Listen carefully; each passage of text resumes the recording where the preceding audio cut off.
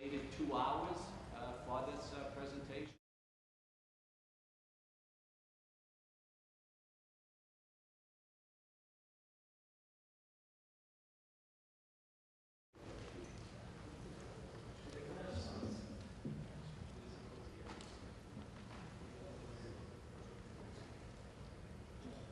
So just to recap for everybody, we're in the second half of the feasibility study. The first half, as you may remember, was our preliminary design program, and we're in the midst of the preferred... Not working.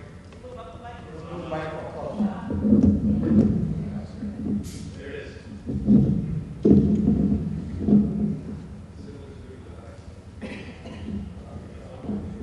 Is that better? Is that...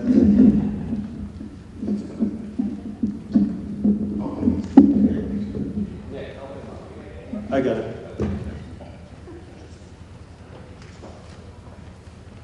I wasn't in AV club. Okay, so our preliminary design program was submitted in February, and now we're in the tail end of our preferred schematic report.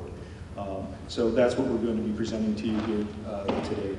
We also are about to submit to MSBA in June, and then we'll be moving into the preferred schematic design, which will be that one option developed in far more detail. Just as a point of information with regard to our schedule, so that everyone understands where we are with our meetings, is this week we've had a number of city council meetings on Tuesday and Thursday, and today, of course, is our community meeting here at the Irish Auditorium. We will also have another community meeting Monday evening from 6 to 9 p.m. at Lowell City Senior Center. And on Tuesday the 13th, the school building committee will be recommending their preferred schematic option in that meeting. And in that evening, the city council will be voting on the recommendation from the school building committee. We, as I said, will be submitting our preferred schematic report to MSBA on the 29th. And that will lead us to what MSBA calls their Facilities Assessment Subcommittee. And that's a meeting we have in July that we'll be presenting the option to MSBA, and the board meeting will be August 23rd. Sorry, I just wanted to recognize that we have City Councilor Jim Milanazzo with us. We have City Councilor Rita Mercia, City Councilor Corey Belanger, and from the Lowell School Committee, Andy Dakota. I know there were other city councilors that had to coach soccer this morning. They'll be coming late and other things, but there will be more city councilors. But I just want to recognize you and thank you for all the hard work that you do relative to this issue.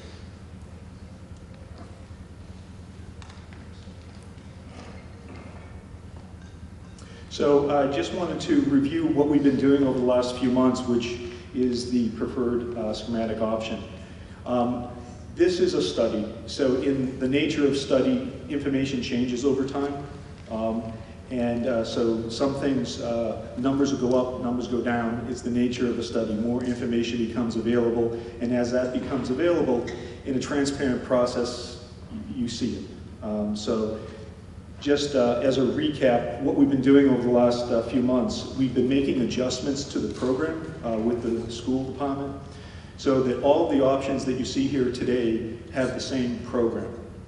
All the spaces are accounted for in each of these programs, and as Dawn will be showing us in a few minutes, some of those options meet that program a little bit better than others in terms of relationships of spaces. We've done a geotechnical investigation, civil soils investigation, geo-environmental investigations. We've had a traffic study. We've had a very preliminary energy model. We've had historic investigations and endangered species investigations. Those have happened across all options on all sites. There are 2 additional investigations that we've done which are specific to the downtown site.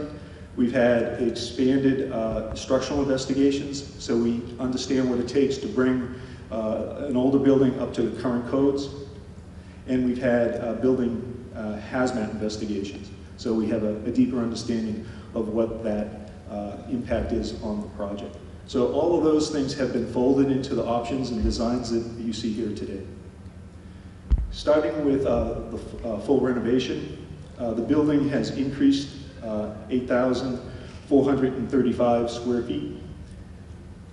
That has an impact on the foundations and the structure, mechanical, electrical, plumbing and fire protection systems, and the site. That represents a 3.75% increase, and the cost for that project is $343,585,000. The city share of that is $130,022,000. Option 2 increased in square footage by 12,600 square feet, and we see an impact on the foundations and the structure, mechanical, electrical, plumbing, and fire protection systems, as well as the site. That had a slight reduction. It was about the same price. It reduced by 0.04%. That price is $343,948,000, and the city share of that is $135,320. Option 3 reduced slightly by 6,600 square feet. The impact on that is the foundations and the structure, exterior closure and roofing, interior construction and finishes, demolition and site. And these two options, 2 and 3, are now more closely aligned with each other. That represents a 5.5% increase, and the number for option 3 is $352,559,000. The city share of that is $143,232. Excuse me. Thank you. $143,232,000. The next option is our Collie 4-story option. That increased in square footage by 18,787 square feet. We see an impact on the foundations and the structure, roofing, stairs, and interior finishes, mechanical, electrical, plumbing, and fire protection systems, and the site. That was a 2% increase, and the cost for that is $339,152,000, and the city share of that is $152,160,000. We also looked at a 5-story option to see what that would do for us in terms of freeing up space on the site for either parking or additional fields. So that's new to the mix, and that cost is $336,138,000, and the city share of that is $149,439,000.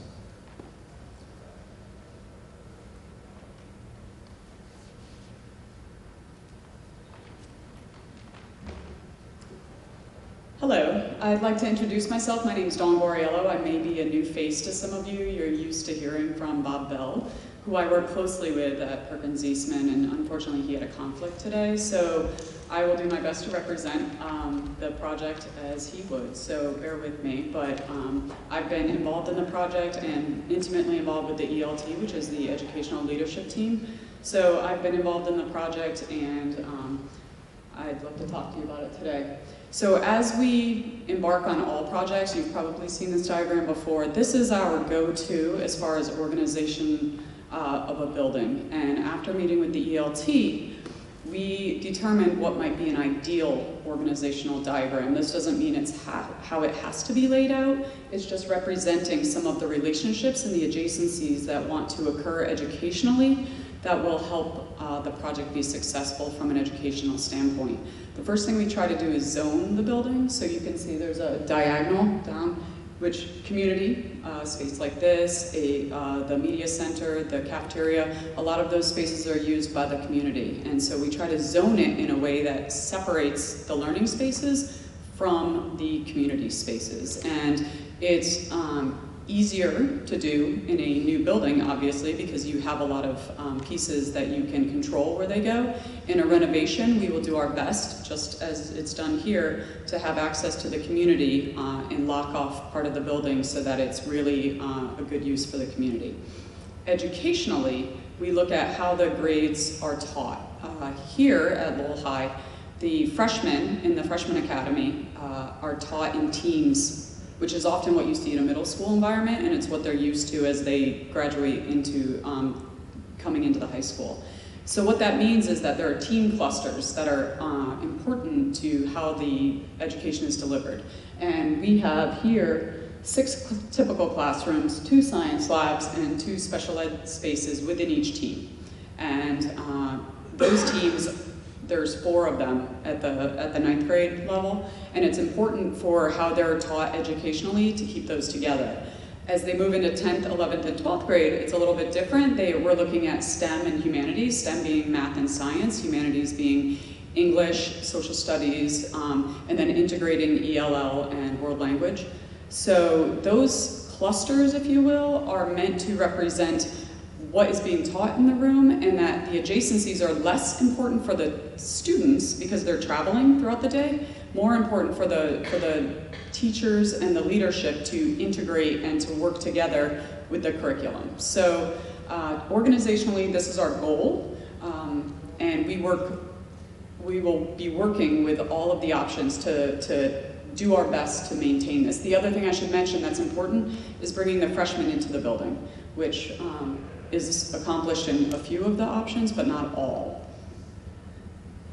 Prime example, the full renovation. As you know, it's all the existing buildings with a small addition on the bottom, which is dashed in under the Lord building. And what this does is all of these options meet the same program, as Joe mentioned. There's a space template that exists that's approved by the school committee and also the MSBA, and it's important to note that all 5 of these options meet that from a spatial standpoint. So please keep that in mind. The floor plans are colored and they all are similarly represented in each option. What we had to do here was a small addition to get a larger kitchen, which is required from what exists, and then also a larger media center.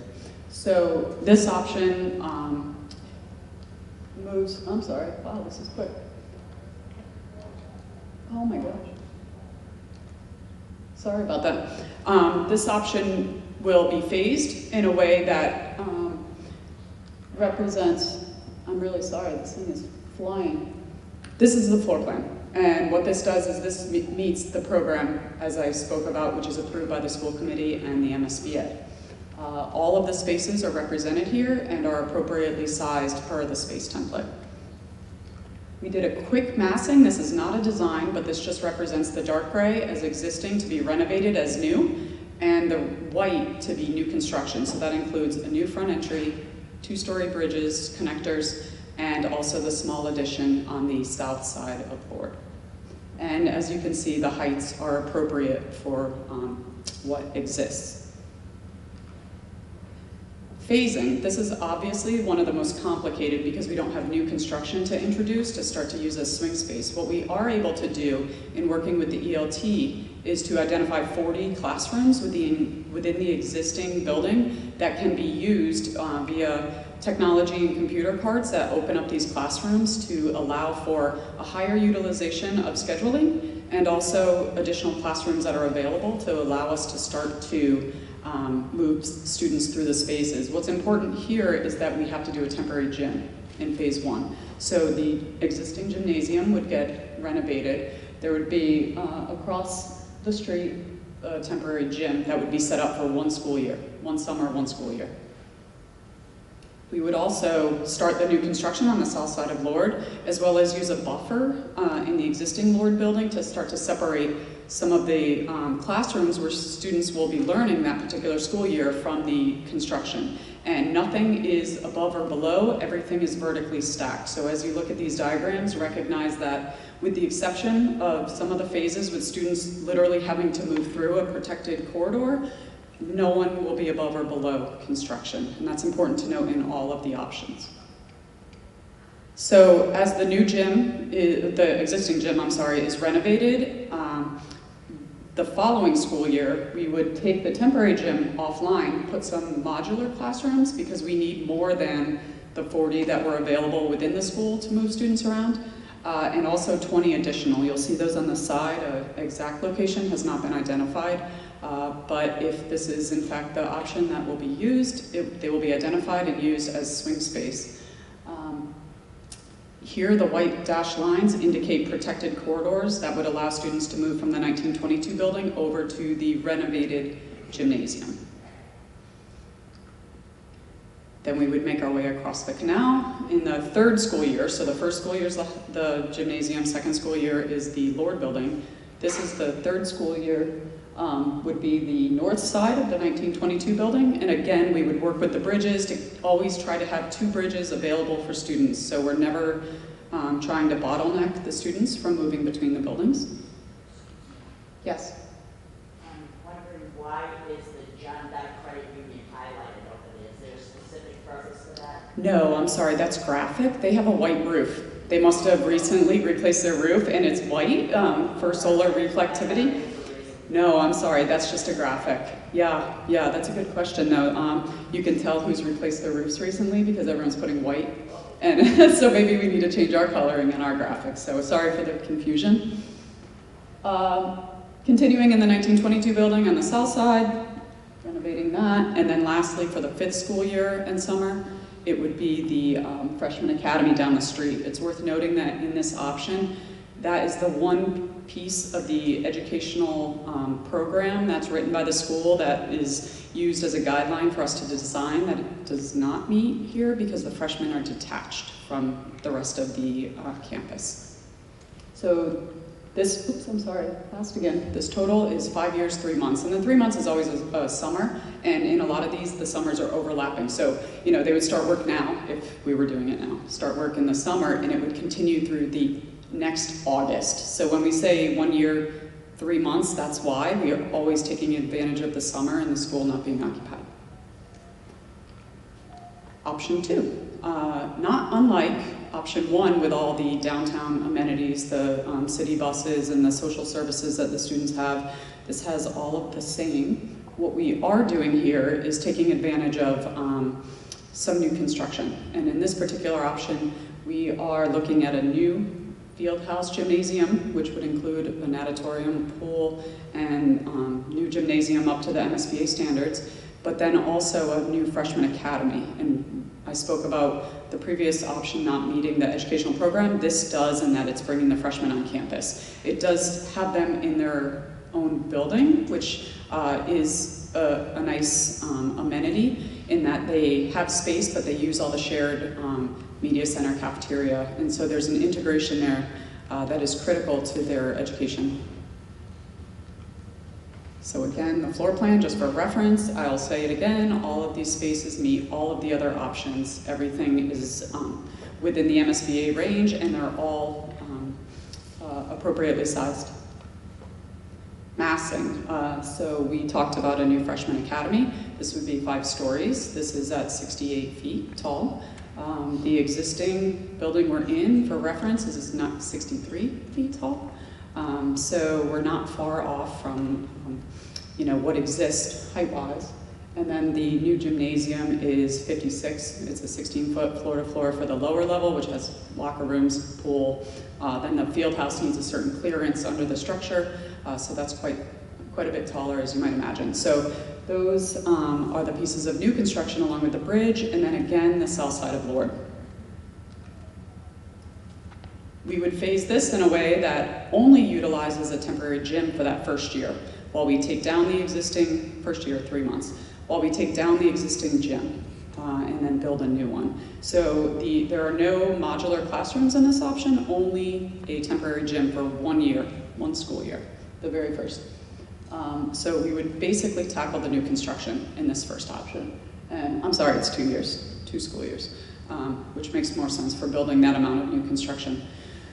So 5-story freshman academy, and so obviously the freshmen would still occupy the existing freshman academy for those first two school years. They would be off campus. But after this first phase, they would then be brought on campus and, I'm sorry, at the end of the project, they'll be brought on campus because we're using the Freshman Academy as swing space. So we need space to move students out so we can take a whole block of the existing building to renovate. So that Freshman Academy has 64 classrooms that allows us to do that, in addition to the 40 classrooms that we can, it's the same 40 classrooms in all 3 of the renovations, just so you know, taking them offline currently. So there's always 40 within the existing building, and then in this particular option, it gives us 64 classrooms in the Freshman Academy after this first phase. Phase 2 is not unlike option 1's phase 2, but we're taking a bit more of the 1922, so we're taking the balance of the Lord building plus half of the 1922 building, because now we have 104 classrooms that we're able to move students around from a utilization standpoint between the Freshman Academy and the 40 that we talked about. So this phase is a little bit larger. It does cross over, and we build one of the new bridges. But we keep the others available for students to move through. And then the last phase here takes the bottom of the 1922 building and completes the phasing for this. Again, a 1 school year. So the first phase is 2 school years to build all the new construction, and then we have 1 school year plus a summer, 1 school year plus a summer, which leads us to 4 school years and a summer for total construction time. Phase 3, as we all know, takes the adjacent property and utilizes that on campus. What that allows us to do is to build that same field house that I described and do it in the first 2 years without any impact on the existing school or students. And this also has more open green space, as you might imagine, because the property became bigger. Floor plans all meet the program, just like the others. And again, the massing is similar, 5-story new addition, 68 feet tall, 56-foot tall field house, 2-story bridges, and the small addition on the Lord. What this does do is gives a bit more buffer off of Father Morissette. So you'll see that the new construction is not right up to the property line. There's a small buffer. Whether that becomes green space or whether we increase the green space, that's all to be determined, but there's a little bit more room. So I spoke about building the new field house initially off the existing property. So the first phase, students are unaffected, except that there's construction happening behind them on the 75 Arcan. That's a 1-year, 2-month phase. And then we would utilize the gym and begin to build the Freshman Academy and start some of the renovation. Again, here we don't need temporary classrooms. We're utilizing just the spaces that are available within the existing school to start to move students around. The freshmen, it's worth noting, are still occupying in all of these options for renovation. They're still in the Freshman Academy down the street until the construction is complete. Oops. Phase 3 is 1 year, 3 months, and this is similar to the others in that we're finishing the Lord building, taking over the 1922, and still allowing for safe crossover for students to use the new Freshman Academy, the new gym, and the spaces that are yet to be renovated on the white. And then we would, of course, finish with the 1922 with a 1 year, 3 months, so 1 school year. We try to phase it, just for your reference, we try to phase it in school years plus summers so that students aren't coming back from Christmas vacation and having to relearn the patterns in which they're moving into their classrooms that year. So that's, if anyone's wondering why we do it that way, it's important for the students to maintain their education and their comfort level in their existing school. So we try to do it by school year, just for your reference. So this total is this thing's fast, 4.5 year plus 3 month. And our goal with the 4.5 was to start the new construction mid-year because that totally doesn't affect the students, and to still end in an August construction schedule to start students in the new school year in September.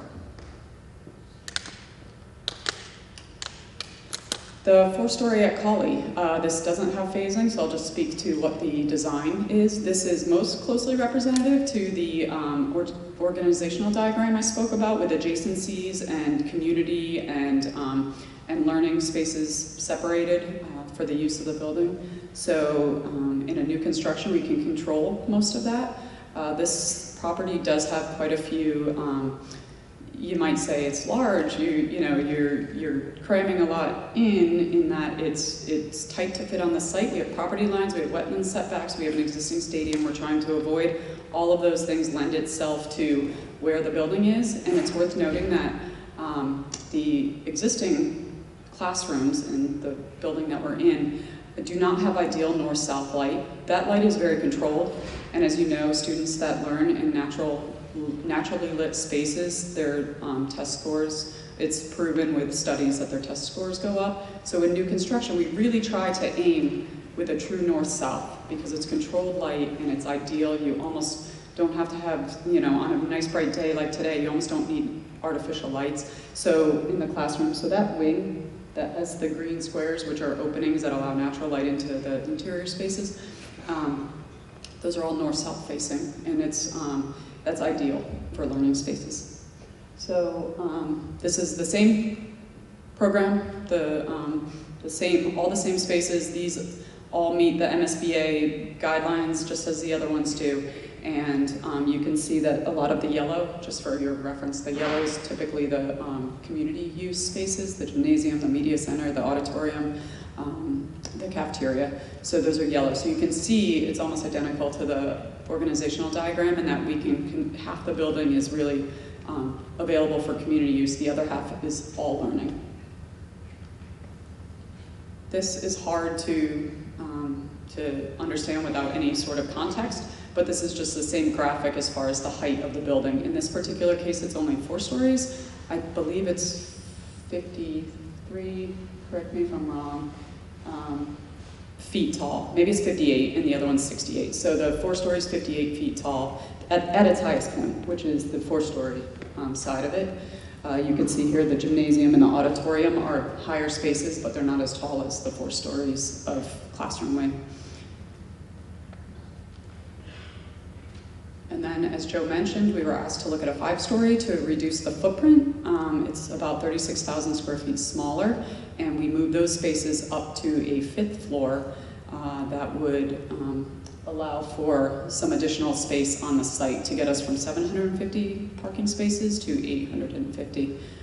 This puts us at 68 feet tall, because there's another story, and it allows for, like I said, 100 additional spots, plus the field hockey field is left intact. Program. Massing, which without context is a little difficult, but you can see that there's an extra story on the classroom. And then we'll take you back to the quick stats. And if anyone I didn't get into a lot of the site development. If anyone has particular questions on that, feel free to ask, but I felt it was important to address the buildings and the size of them. And if you have site questions, I'm happy to take those. All right. Yes, Council. There's a basement to the option for a basement. Are there any classrooms in a basement? No classrooms in a basement. The 1st floor is at grade, accessible, and no basement. There will just be footings and foundations underground. And all classrooms and all science labs will have windows and natural light.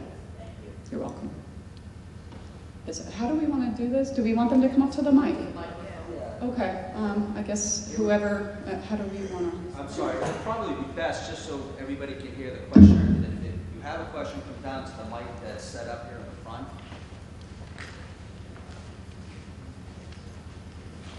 Come on up.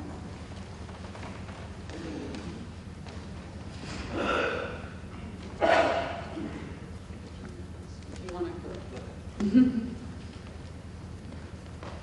Question, you mentioned the north-south light and windows in the new construction at Colley.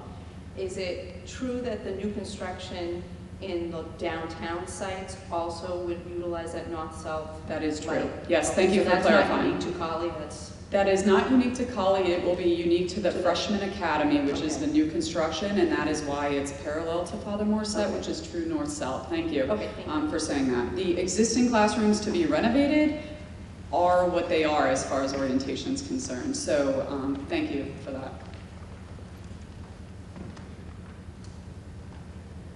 Yeah, just I'm wondering if the presentation available online.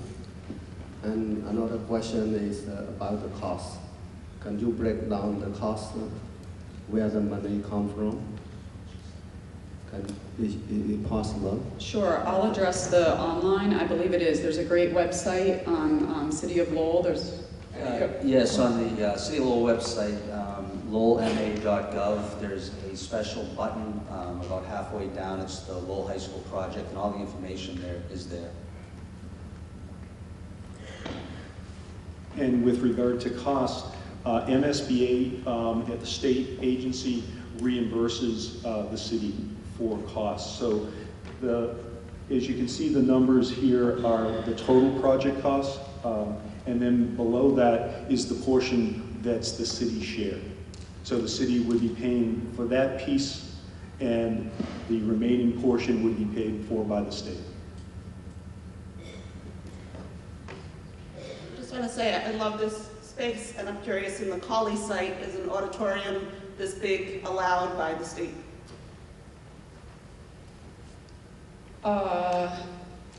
That is something we're negotiating with the MSBA. Our current design shows an identical size space for the auditorium. So there is no current plan to downsize.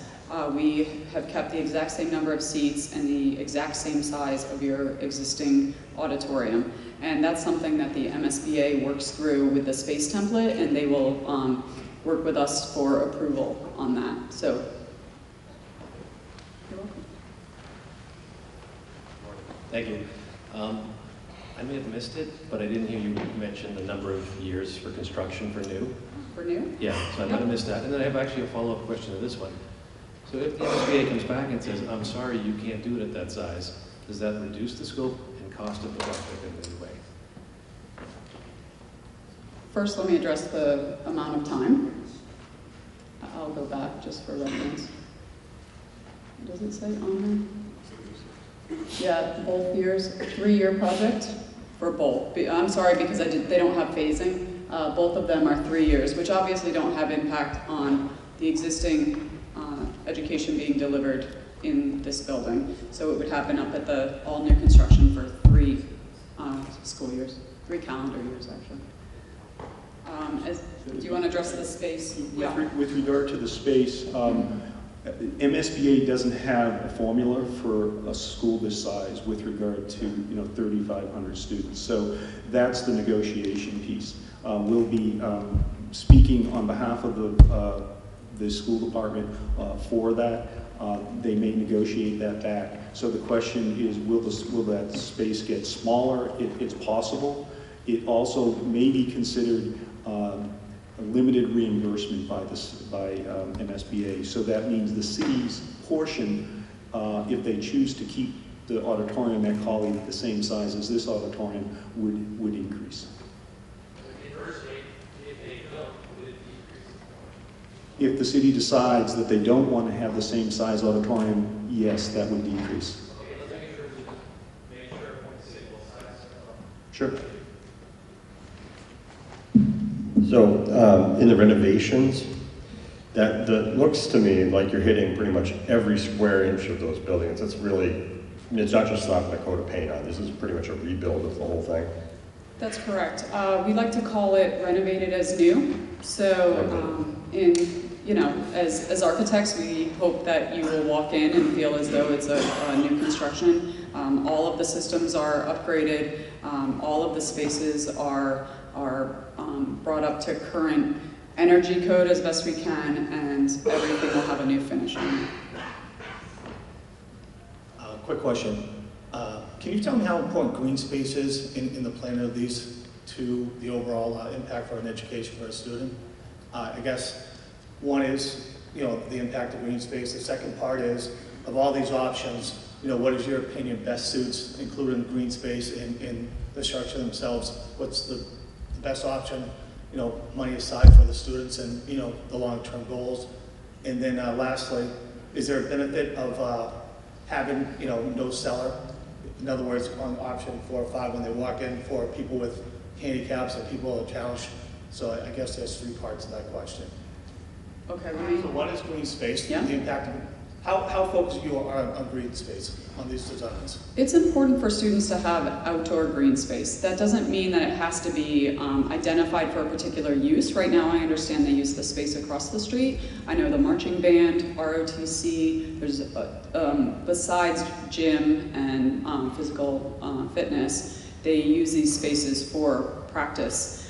So it's important for them to have something. I don't think it has to be something that's specific to a function, but multi-purpose. But there's a value of green space. There's a value, yes. Of these 5 options, which one has the most green space? Option 5 on Collie, I would have to say, being that there's adjacent, you know, there's adjacent fields in the stadium, which in theory could be used from, you know, by the school at any given time during the school day. Okay. So the amount of green, it's most because it's the smallest footprint at Collie. And then you guys alluded to earlier, you were showing how you guys do the cluster, the classrooms, and what the goal is, and obviously there must be a lot of thought in terms of, you know, the history of how you guys came up with that plan. Yeah. Of these 5 options, which one of these schools best fit that plan? It's a tie between 4 and 5. I think I alluded to it earlier, and I know Bob spoke about it on Thursday.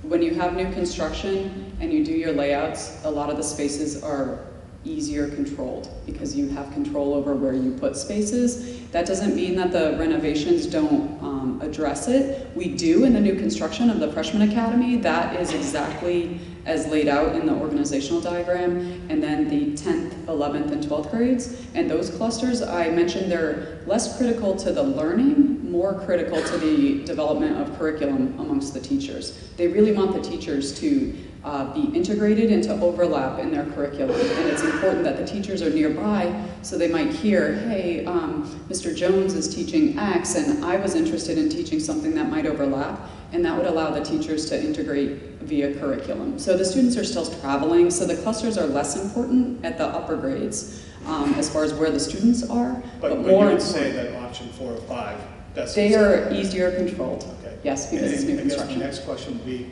currently there's a cellar in the downtown location. What's the benefit of having an entry level for the students as well as, you know, those that have special needs? What's the benefit of not having to go downstairs?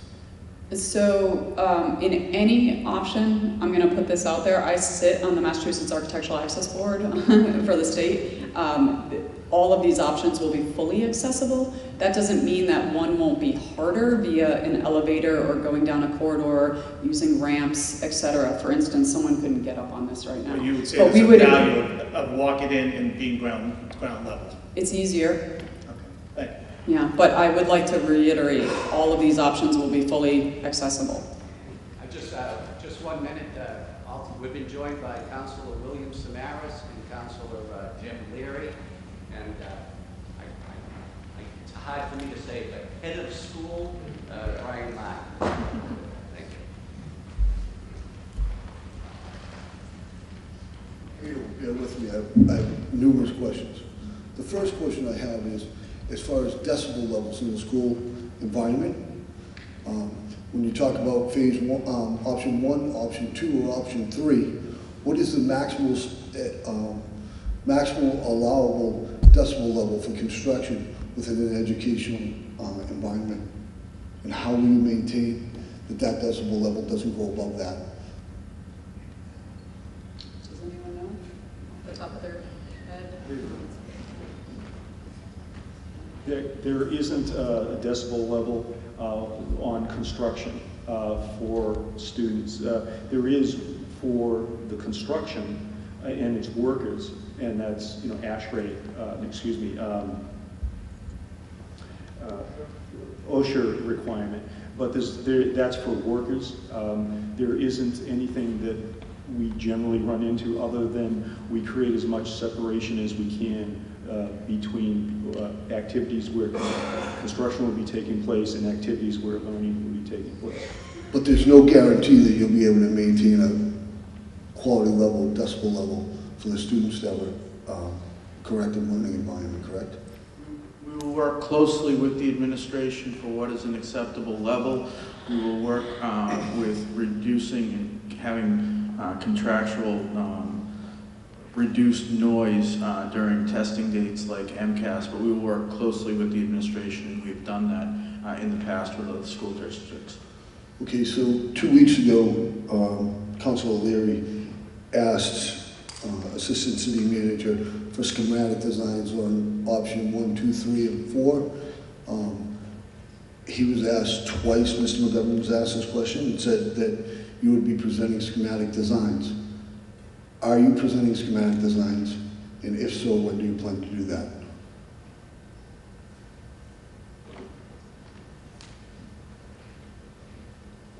We've taken the design to the level that we're required to at this stage. Once there is a preferred solution identified, we'll take one option to a schematic design level. This is all conceptual. I understand that, but my question was, Mr. McGovern said that you were going to present schematic designs. We will on the preferred option. Okay, so now that leads to my next question. Options 1, 2, 3, 4, and 5, under G10, G20, G30, G40, and now G50, you basically came up with a cost estimate of $1 million per acre.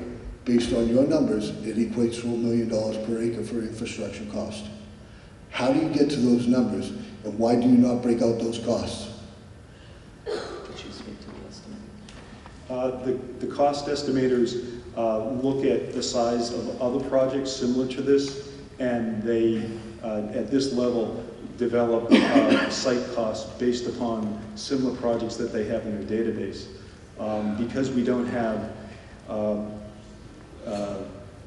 definitive lengths of pipe underground, or how much length of utility line that will run, because they haven't been developed yet. So what we do is we draw upon the history of other projects, as well as the definitions that have been defined in narrative form from our consultants. So all of the consultants have developed written narratives that influence that cost. Okay, now my next question deals with the zero runoff levels, the federal, the state, and local regulations that we have. You mentioned in the last school building committee meeting that you were exploring deep water wells to meet those requirements downtown. But according to Novus's boring samples, they're hitting water at 6 feet. How do you propose to put a deep water well if the groundwater level is already at 6 feet? I'm not exactly sure about the deep water well you're speaking to. You're the one that brought up the deep water wells. You specifically said that to meet the zero runoff laws, or codes, whatever they call them, that you were exploring deep water wells to catch that water and then pump it out. No, I think that's misunderstood, but thank you for the question. What happens is we have to design a system. What we've done as a study is to, and I had mentioned that earlier, for a point of clarification, I'll expand upon it now. We've done borings for civil soils, and what that does is it allows us to understand what the capacity of the soil is to accept water in terms of how it can percolate.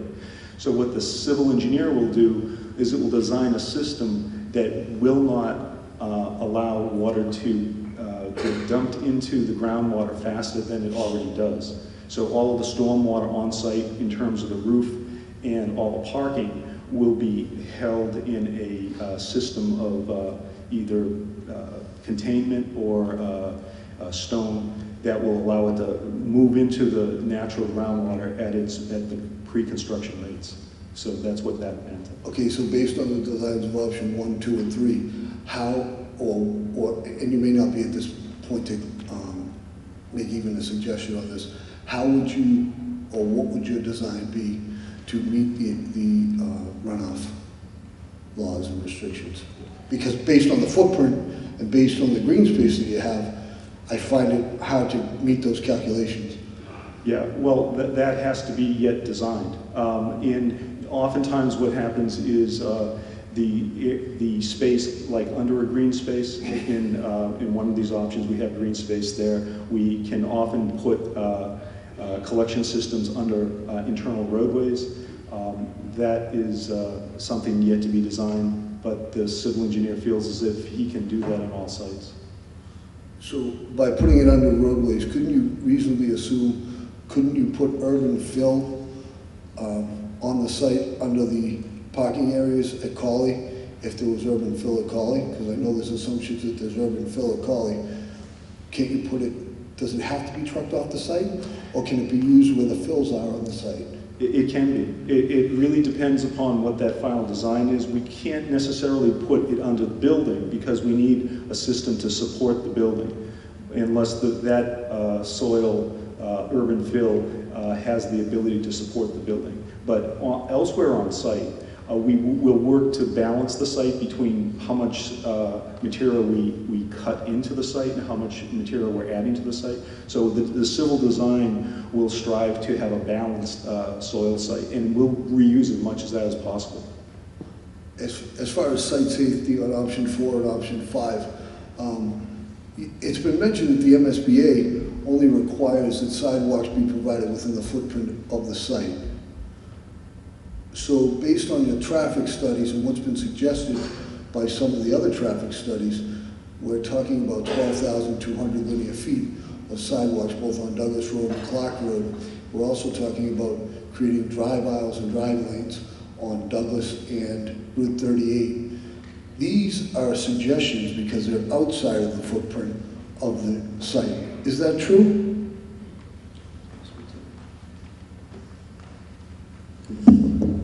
Hello, my name is Nicholas Boston. I'm the transportation engineer for the city of Lowell. The sidewalks on Clark and Douglas Road, as well as the road widening on Route 38 and the traffic lights, are all off-site improvements necessary to deal with all the traffic. I understand that assessment, but my question, are they needs or wants or haves? They're Is needs. there a difference? They're needs. Okay, thank you. Sure.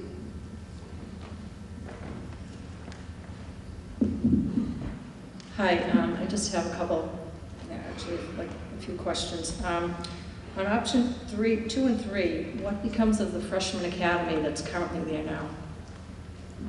Great question. That would get turned over to the city for use, either educationally or however the city would determine that. But that building would be turned over for the city to use. Okay. How do you lose square footage if you're doing an addition on option 3? Correct me if I'm wrong, I think that was a variation from the previous design, not a reduction of overall square footage. So comparing it to the PDP, the previous design, there was we brought all the spaces in line from a size standpoint, and there was a reduction from the previous. So it's not a reduction from what exists. There's still an addition needed in order to get us up to the space needs that are required by the MSBA. This was a tally from the previous design you've seen to where it exists now. Okay, so they're still gaining space with... They are still gaining space, that's correct. Awesome. Yes. And how much of that are they gaining? Let me check in option 2, it goes up to 636, and 614 is what exists now. So it's about 30,000, 36,000. I think it's like 12,000 times 3 floors.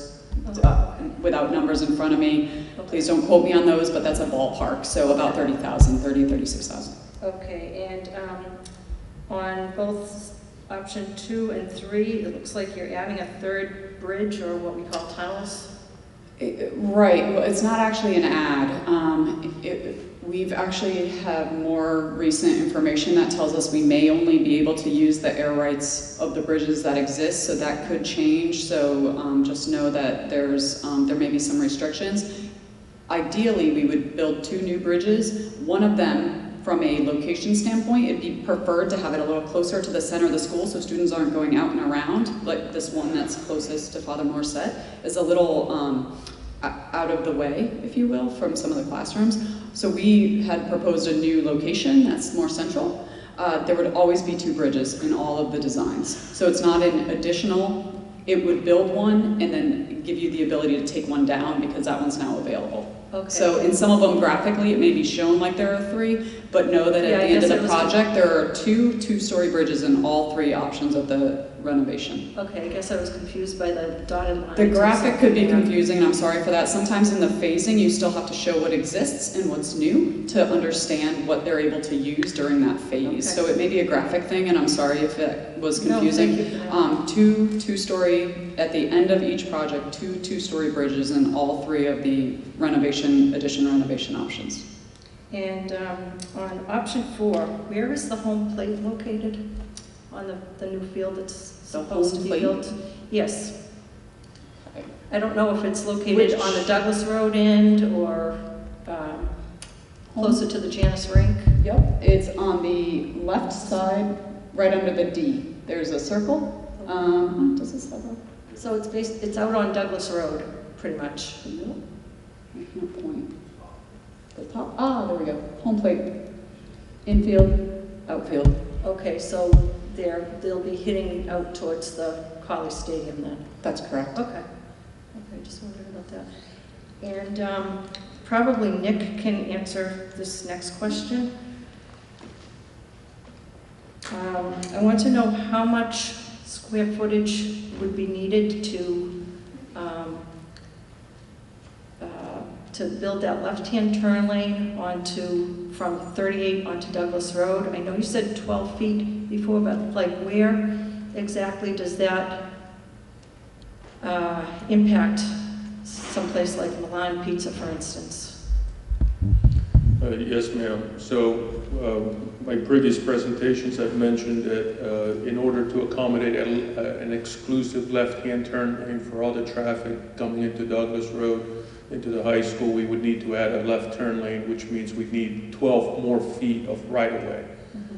Like they've been talking, this is all conceptual at this stage. We have not done surveying. We have not done, in-depth engineering. So all I can tell you at this point is that we're going to need 12 feet. It's going to impact the properties on the north side of the street where Milan's is. But it's too early to tell you exactly what those impacts are going to be. And I do apologize, but once the option is it just to do all the engineering work for where the sidewalks are going, it would take like $250,000, and we just don't have the money to spend right now on something we don't even know. We don't, an option hasn't been chosen. So once an option is chosen, we'll do all the surveying, all the engineering, and we'll be able to tell you exact impacts. Okay. Does that go through the restaurant at any point, do you think? I'm sorry, it's just too early for me. I don't want to tell you something that, unless I have the exact surveys, the exact location. I'm just trying to determine how close to the restaurant, how close of a clip does that make it for that business? It's about 12 feet from, if you look at where the edge of the sidewalk is, it's 12 feet. Again, I'm sorry. I just, I don't want to state something until I have exact survey. No, I understand. So. They don't have a whole lot of room there. That's the whole point of it. Okay, thank you. Excuse me. What is to the architects, what are your plans presently for the 1890 building as far as the Coleman Hall facility is concerned? That's question 1. And question 2, the site elevations, the street elevations architecturally, Kirk Street, Lucy Larkin Parkway, we're in a split entry for all 10 doors on both sides. I understand why that was done, probably to melt the floors from the 22 building to the 1890 construction. I was wondering architecturally, what are your thoughts on how to access the building better, creating better flow, and how are you going to do this with all these terrazzo floors? Two questions. Thank you. Thank you. Great questions. The Coburn Hall question. One thing we've talked about with the educational leadership team, which has been well received, and potential for any of the options, frankly, because the media center is in need of additional square footage, is to possibly split the media center, have a more book-focused, quiet, study-focused space, and then also have a more technology-driven, modern-day place where students can research and interact. And we've talked about potentially dividing them. That also allows for less time spent getting to the media center. And one of the ideas that we addressed with the ELT was taking that upper floor, removing the mezzanine that currently exists for the teacher planning space, and really making it, we went and toured your beautiful library over on the backside of City Hall, and really, you know, potentially making that like the study space and the book space, and reviving that and honoring the history that's there. So that's one idea. It's not big enough to be the entire media center. So addressing the potential, and we've seen it done before where you distribute some of the bigger spaces so they're not overwhelming and loud, but that they're intimate and appropriate for what's happening in those spaces. So you're looking at that third floor, 1890 building as a possible media learning center?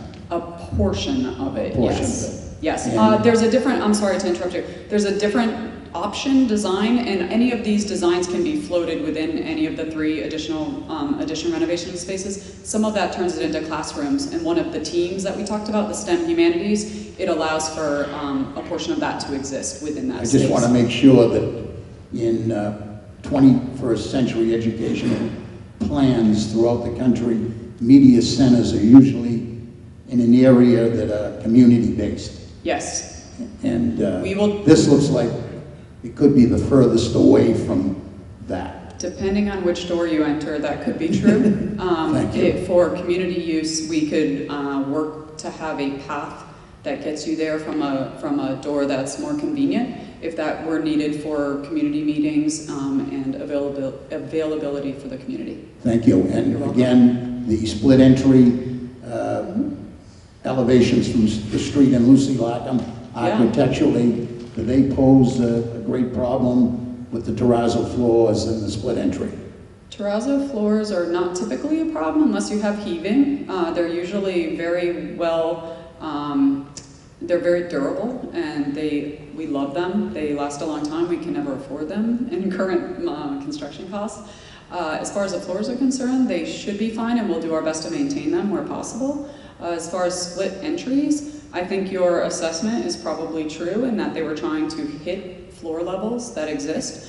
As I mentioned before, all of our designs will bring this entire building into and allow for accessibility. If we're not able, and we always strive to be 100% accessible, then a variance might be needed, but that would be like a small side thing. For the most part, anyone will be able to access any space within the building, and sometimes that means ramps, lifts, elevators, especially when you have multiple buildings and they're built in multiple times. It's often hard to meet those, but we do our best, and all spaces will be accessible.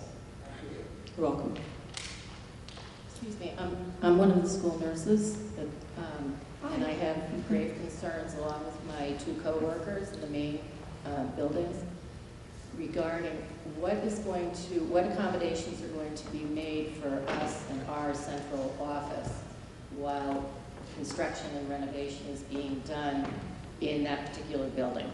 And also, we have concerns about our response time to emergencies, and also the first responders' response times, the EMTs and firefighters. As it is oftentimes confusing. And we've had 3 cardiac arrests in the last few years, including 2 staff members and 1 student.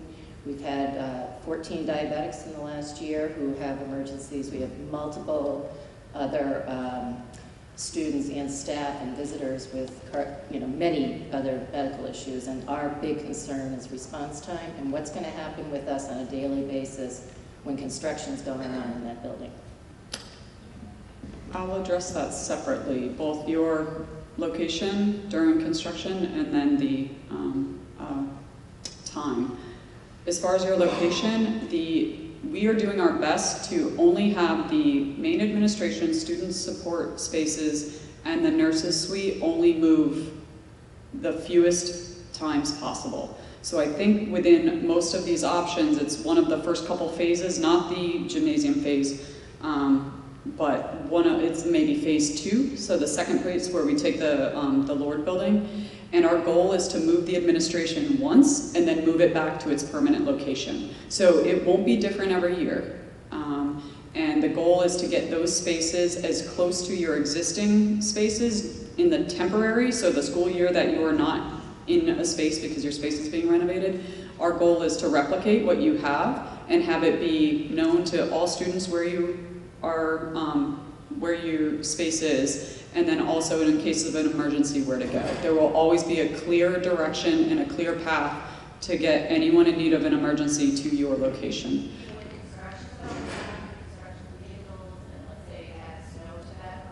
Yeah, are you asking about outside access? Yeah, so I was addressing the inside, yep. As it relates to outside, our goal is to have one main entry door. That could change, but right now we're rebuilding the front entry to be clear, and all emergency personnel should be informed. During construction, we will meet with the city, the appropriate people, to let them know where access points are. There will always be a plan. So every year the plan will... Where we're going to be during construction. It's been laid, as it exists, it's been laid out. If you want to come up after, I can show you the phasing plans to show you where. But that doesn't mean it won't change. Our phasing is a concept, and it works. But as we develop the design more, it's possible there'll be small changes or big changes if it makes sense to take bigger pieces of the building or smaller pieces of the building, for example.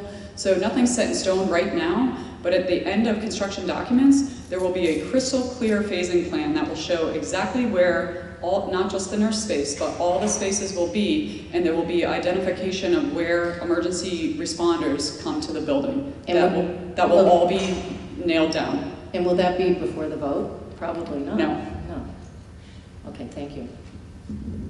I'm sorry, I'm going to follow up because I didn't hear. Excuse me, we're supposed to come up here to this microphone. I'm sorry, they handed it to us. I'm confused, I guess. I'm going to follow up on the question though, because I don't think I heard the total answer. It's one thing to have the space where all the students go to, but I don't want to ask a question for you. What I'm wondering is, for a responder that's on staff in the building, which I applaud someone actually standing up and talking about it, you actually have to go and find students in these issues, right? And staff as well. So your answer is great that they're going to be in the same place or they're going to move once and move back, but I don't think that's the full answer. The question is, how are these people going to feel good about being able to go find these students in an emergency when buildings are changing, phasing plans are changing on an annual basis or an annual plus 3 months basis, right? With no guarantees that you might not have to change something as you start to open walls or get into the reality of the situation. Is that in line with what you were asking? Thank you. I'm sorry, I didn't hear. In the modular. Yeah, that's. Yeah, that's a good point. Jim? Yeah. When we have a plan for what will be taken offline and online, that will be set year by year and set very much in advance. We will work closely with the administration, with the nurses, with police and fire. We'll be meeting months in advance to finalize that. We'll be publicizing that, and we'll be fine-tuning that so everybody knows where they will be when every September comes along and there is a change. That will be set months in advance and worked out so everybody knows where they need to be and how they can react. If we need to set up satellite smaller offices, we can work with the nurse's office or police, fire, and the administration for that. So we have accessible access for all of the first responders. The other thing we can offer to do for you, if you're interested, is to give you contacts at other schools that have been through this. There are multiple schools throughout the Commonwealth of Massachusetts that are living through a renovated project, phased renovation, and it might be helpful to ease your mind to speak to some of the nurses or staff there to understand how, what they've learned, what's great, what didn't work, and we're happy to help you with that and work through some of your concerns. Thank you. An earlier person asked about accessibility of the different options. How important is the accessibility of the high school to the community that it serves? Is a central location really ideal, or something that will involve busing for anyone? One that's in the existing busing for public transportation, or one that requires special yellow buses, and also for like after school continuing education, evening performances, that sort of thing. Which is more ideal? It's hard to say based on the population you're asking about. Some students utilize the Boys and Girls Club or the library, the city library. So for those students, a location nearby is obviously ideal, but then if you're asking about the athletes who need to travel to, it's all dependent on how you look at who you're asking about. There are more than 3,000 students in the school, and they all have different needs and interests. And some of them, it's location-wise closer to be here. Some, it's closer to be at the field. So it's hard for me to answer, but I think I think whatever option moves forward, it will be more convenient for some students and less convenient for others, but it just changes depending on the location, and the city will always work with the school to do their best to get students where they need to be. So it's hard, that's a really hard question to answer. Will there be busing required? Yes, for both locations. So long-term, as far as efficiency of space, Central would require less ongoing transportation costs through the life of the building. Is anyone comfortable answering? That's what we've been told, that there would be additional costs for the Colley site in terms of yellow buses, and that would be ongoing. I'd just like to recognize that Mayor Edward Kennedy has joined us. Sir, did you want to question? Several questions with regard to the traffic and with regard to eminent domain.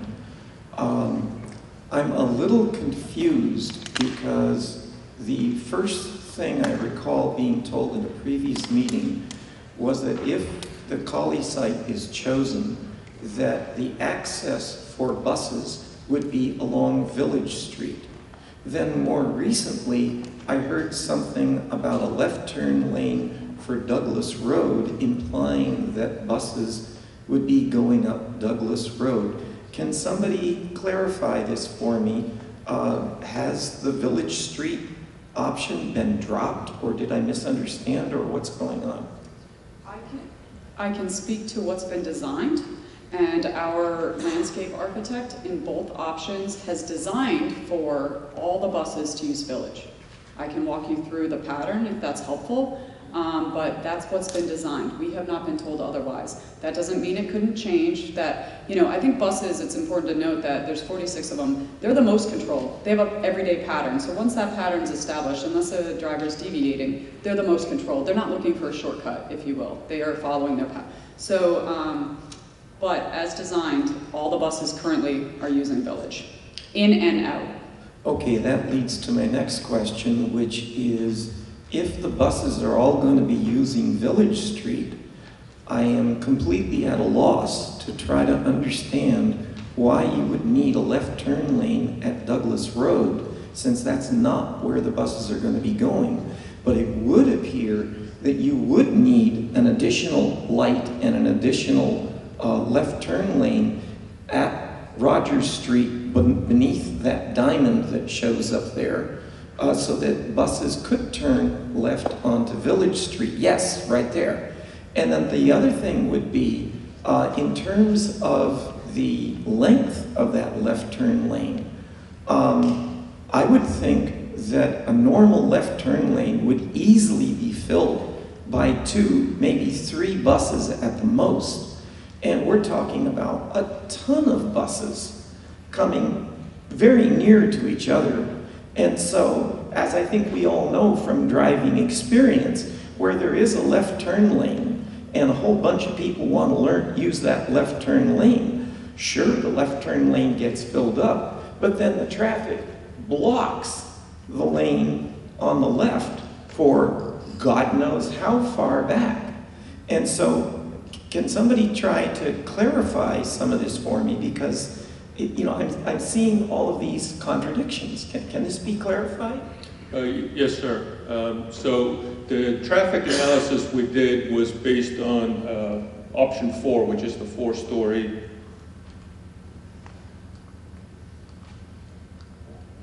All right, so this was the option we had at the time. So again, the internal circulation was by the designers. So they told us, okay, this is how the buses are going to circulate. They're going to come in off Village Street. 46 buses are going to come in off Village Street. So that's what we modeled.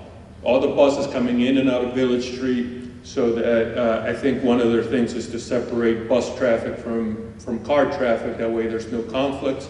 So mostly the staff would be accessing from Clark Road, and then all the students and drop-offs, I think, would be Douglas. So that's how we modeled it. The left turn lane necessary at Douglas in Rogers is necessary just to accommodate all the cars, not the buses, just the cars. So because once the school gets built, you're going to have about 261 cars trying to turn left from Rogers into Douglas to access those parking lots. At Village Street, you're going to have, like you said, all the buses plus a couple cars. So the left, and like you said, a bus is 37 feet long. We got 46 of them. If you stack them, that's a quarter mile. They're not going to be, hopefully, all arriving at the exact same moment, but yes, that's why the left turn lane at Village Street needs to go at least as far back as possible to accommodate as many buses as possible. And then the left turn lane on Rogers into Douglas needs to go back to accommodate all the cars. Okay, so if I'm understanding what you're saying that we're going to need both left turn lanes at Douglas and at Village, and God knows how far the traffic would get backed up. And again, correct me if I'm wrong, but Rogers at Village Street is not wide enough currently for this left turn lane that you're talking about. So if I'm understanding correctly, if the Colley sites, either 4 or 5, are adopted, it would require eminent domain taking of property along Rogers Street, both in the vicinity of Village Street and in the vicinity of Douglas Road. Is that correct? Because on one of your previous slides there was exactly one mention made of eminent domain, and that was with regard to option 3, the 75 Arcand building. But if I'm understanding correctly, please correct me if I'm wrong, on both options 4 and 5, you would need a great deal of eminent domain taking right along Rogers Road, Rogers Street, to accommodate the 2 necessary left turn lanes. Am I getting that correct? Yes, you are, sir. You are correct. Thank you. I would just like to clarify that as it relates to the building and the MSBA project funding, the eminent domain is in option 3. This is related to the sidewalks and infrastructure updates that would be needed to support the building, but not under MSBA funding. So that's why I didn't mention it, but it's not, I'm not trying to say that it wouldn't be. It needs to be to support it, but it's not part of the MSBA project, if that's okay to clarify.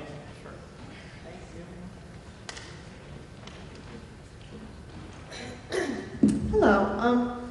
I have a question in reference to the aforementioned discussion of green spaces. I'm a 2016 alumna of Lowell High School, and in my experience going there were a lot of outdoor spaces that students could spend during their free time.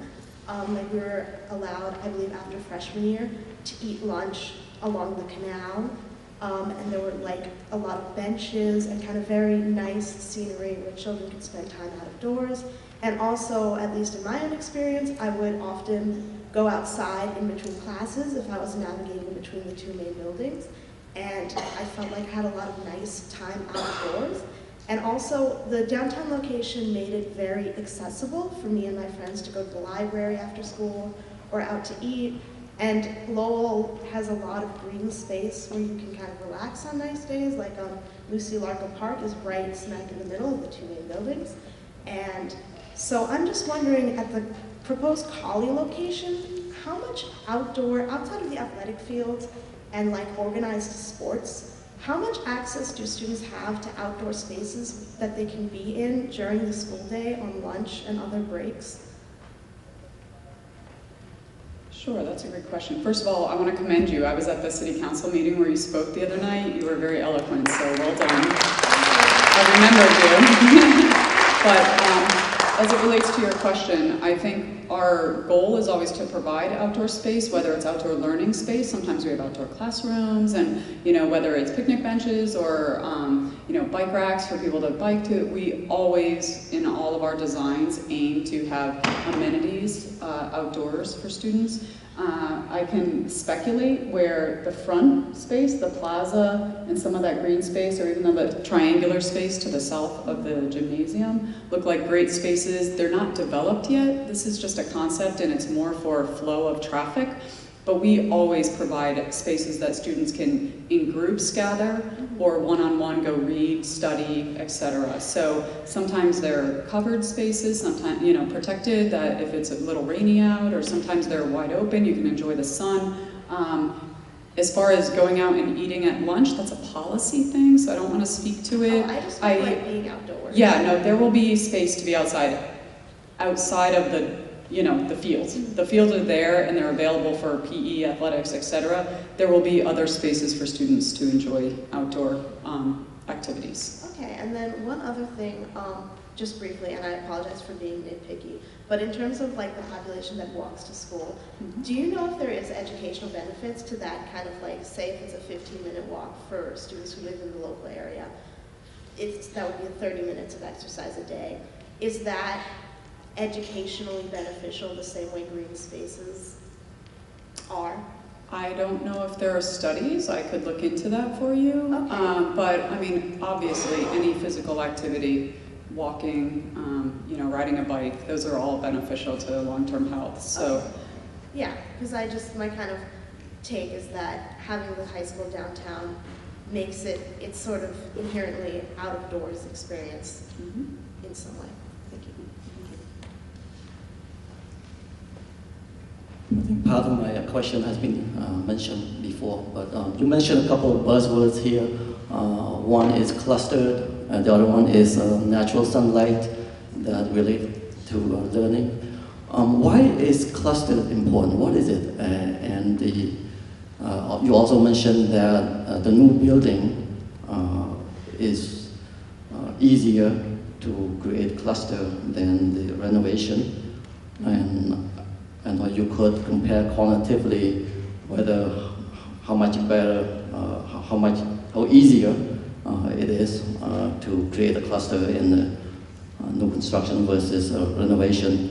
And the natural sunlight, you mentioned that 2 or 3 classrooms in a renovation may not have windows, And if you take classes that maybe one class a day for 50 minutes that you don't have sunlight, how much advantage or disadvantage you have from not having that much sunlight in a day? Thank you. I'd like to address those separately, if that's okay. First of all, the clusters. We really just, clusters are, it's a word that we talk about adjacencies. And as it relates to the 9th grade, they literally spend most of their day within a handful of classrooms. And those classrooms are all nearby, and they move within them to still work in teams. So you can imagine doing individual work versus teamwork, and at the 9th grade level, that their curriculum is delivered in a manner that is around team structure. So it's important for those teams to really be right next to each other. Clusters at the upper grades, 10, 11, 12, I've mentioned it a couple times, it's more about the instruction and the curriculum development that the clusters want to exist via STEM and humanities, and they overlap because, you know, the modern day education isn't just sitting and learning about history, but it's about how history has, you know, developed into other curriculums, and then the cross-pollination of all of these becomes important from a curriculum standpoint. It's not so much about, at that grade level, where the students are learning, but what they're learning, if that makes sense. So clusters is really just about adjacencies, and at the 9th grade level, it's about student adjacencies and team structure. And at the upper classes, 10, 11, 12, it's about clusters and curriculum development. And addressing the new versus renovation. I mean, it's, if you have a empty canvas, you can design whatever works educationally. When you have a box within which you need to keep things, you're sometimes contained by existing structure, walls, ceilings. That's not to say we couldn't take some walls down. You can't take the exterior wall down. So there's a point at which there's a restriction. That doesn't mean it's impossible to overcome. We do our best, and I think we've done a pretty good job working within the confines of the existing building. But for our design here, yes, new versus renovation, how much, I don't know, you could put in numbers, how much better is it from a renovation to a new construction? Can you, is there any way you can throw? There's no number I can put on it. I can say it's a little better in the new construction because it's easier to control where spaces go. Is the best and there's no number I can put on that. But the renovation is still good, or is the renovation is still very good and does its best to meet the program of where these spaces go. Yes. They may be farther down the hall than they are in the new building, for example. Or in a perfect world, the auditorium might be near the cafeteria and media center, so it can be better controlled from a community use. But obviously, we're not going to pick this auditorium up and move it across the canal. So those are just small examples of how we can work within the confines, but to make it ideal, or it's easier in new construction because you don't have existing structure and walls and site restrictions. Does that answer your question? Yeah, yes, you have. Thank okay. You. And then about the sunlight, I don't know if you could. Yeah, I didn't get to that yet, but I'd like to say that in all of our options, all of the classrooms have natural light. The caveat is in the full renovation, and in option 2, there are a handful of science labs, not classrooms, where option 3, all classrooms, all science labs have natural sunlight. We've poked holes through the building, the existing Lord building, to bring natural light into all spaces. In the full renovation and in the option 2, there's still a handful, I want to say between 6 and 12 science labs in the middle of the Lord building, and they're science labs, so they have the lab space and the adjacent where they do science projects. So I'd just like to clarify, all classrooms have natural light. Okay, Nick, I actually have a couple questions for you, if you don't mind, sir. So, gentlemen just got up here and you spoke about these turns on Douglas Road and Rogers Street. Let me ask you the first question. Are any bus routes etched in stone at this current time? Do you guys have any routes that this is final? Do you guys have a final concept at this moment? All right, so again, I just want to make sure everybody understands, I'm the transportation engineer. The school department has its own busing department, Mr. Dakota. I talked to Mr. Dakota yesterday, actually, at the Lincoln School. He's on board until the first week of August. So any questions about bus routes, that's the school department. I cannot tell you what the bus routes are, but what I can tell you is, according to this design, we had all the buses coming up Village Street, and that's because they wanted to have the buses. So the internal design is the architect, the bus routes is the school department. So long story short, there's no routes and itches on at this point. So my next question is this: on Roger Street in the Village, the land that you're pointing to right behind it, that large lot that runs there, can you tell me currently what that is? That's city property, I believe. It is. And do you know what that space is being utilized today, right now? I believe it's leased to one of the car dealerships to store their vehicles. I think we're leasing it, but that is city property. So that lot that's adjacent to the road, that you need to make a left-hand lane, there wouldn't be an eminent domain expense, right? Because the city owns that. On this lot, there wouldn't, because it's city property. Correct. So earlier, someone stated that we're going to have to do, there's two things that we're going to have to take by eminent domain, which isn't true, because that's a large lot that's currently, the dealership next door, they probably have 100, 150 cars there every day. I live on Clark Road, I go by it every single day. So first of all, you would say that would make it a lot easier if we had to create a left-hand turn, that there's plenty of room there to help the buses make that left on the Village, correct? Well, one of the reasons we picked the north side to widen it on is because we do own that lot. However, the turn lane would extend farther back because, like we talked about, the buses take a lot of room. So when I said eminent domain would probably be needed on the north side, I meant like along the whole north side. Okay. Yeah. So my next question is, because again I live on Clark Road, we keep talking about Douglas Street where Milan's Pizza is. Is there any logic or any reason why we wouldn't have those buses that have to go take a left there not come down Andover and come down Douglas Road versus having the expense to take that left?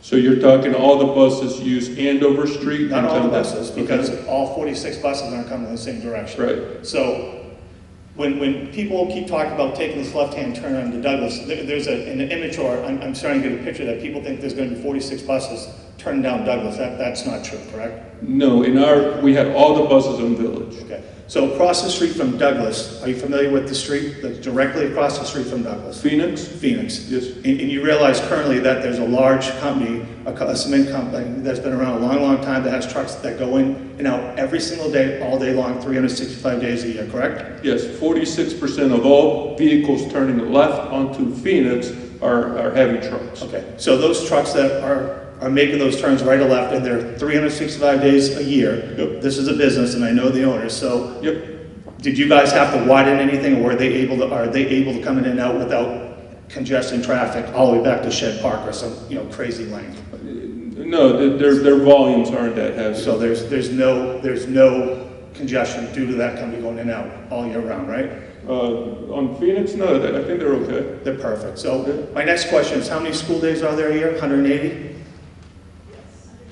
Okay, so there's 182 days. We're talking 1 hour in the morning, and we're talking not 46 buses, we're talking a smaller amount that potentially, it's not etched in stone, could take that left. But there could be alternatives, so we wouldn't take Milan's or take someone else's parking lot. The handful of buses that could come down that way could come down the opposite way. So if the city, deemed like we need to do that, and I understand the flow and I get all that, we wouldn't have to necessarily take that space. I disagree with that. Okay. I'm sorry. Well, it's fine. I mean, you can agree, disagree. I just find it hard to believe that you have a company that's across the street and have large trucks that come in and out every single day, all day long, and there's no traffic, there's no congestion, there's none of this, because again, I live on Clark Road, but yet the handful of buses that are going there, there's an image, or would you say that you think those buses are going to create traffic jams throughout the day? Because they're there 1 hour in the morning, correct? The buses entering Village Street like we had it. Village Street, I'm fine with. I think there's a lane. I want to focus on Douglas, because I think people need to understand this. It's 182 days a year. It's 1 hour in the morning, and there's a company that goes across the street that goes 365 all day long, and there's no traffic jams. And it's your words. It's a non-factor, correct? No, those are not my words. So the reason why we need a left-hand turn at Douglas and Rogers is because of the car traffic, not the bus traffic. Okay. And that's what I was trying to explain to that gentleman. In the mornings, we're going to be 16% over capacity on that intersection, meaning the intersection is not going to work. Yeah. We're going to have 261 cars trying to make a left from Rogers into Douglas. And the problem is that the trucks, the heavy trucks that are turning left into Phoenix are blocking so your lane and that lane is offset. Now you've got the heavy trucks trying to make a right, so you can't see them.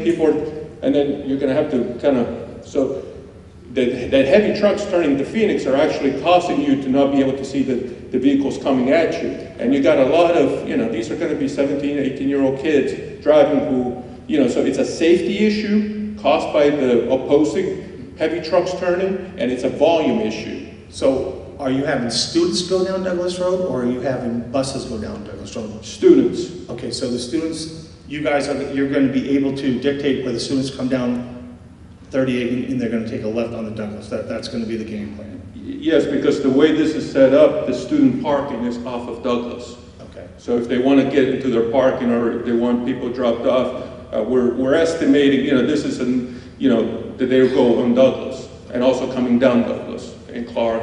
All right, so potentially, so I understand that you need to widen that, that's great, but there's not two locations. We're not taking eminent domain on two because the city owns one and currently they're leasing and that lot's not utilized, correct? Well, we're going to need to, Can somebody?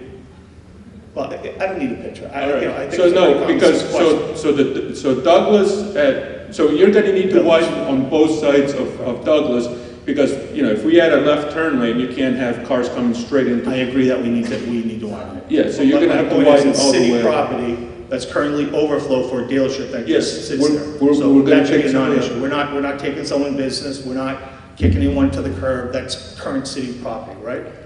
That is, but we're going to have to affect the car dealerships. Yep. We're going to need a little bit of land off the car dealerships. We're going to need a little land over here, Milan's, all the way down. So, yeah, this is ours. Yeah. But the rest, we're going to have to, there's going to be impacts. All right, no problem. Thank you.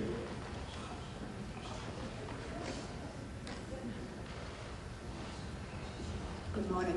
My name is Patricia Navarro, and I worked as the Director of Libraries at UMass Lowell in the last 10 years or earlier, during much of the time of new construction and renovations of buildings. So I would just like to speak to the issue of renovation while people are in the building, in the sense that to help maybe eliminate some of the fears that people have about construction going on while students are there and while staff is there. Because the experience I had as the Director of Libraries, who was responsible to meet with the project managers every day about the construction that was actually going on in the library during the school year, was very positive and with very little disruption, in spite of the fact that the library was open 7 days a week, construction was going on 5 days a week, and all in all, we had very little disruption to our actual business for the library and to our students who were in and out of the building every day. I just mention this because that has been my experience, and I think a lot of people don't stop to realize that in today's world, construction and renovation is kind of going on anywhere and everywhere because of the age of our buildings, because of whatever. It needn't be something that you have to be thinking constantly about safety and issues like that, because again, in today's world, the people involved in those processes are more than, knowledgeable about how do you do this with the least disruption. So I just think it's important for us to realize that these things do happen in today's world, and it needn't be a negative. All in all, the renovations that took place ended up making the world better for all of us.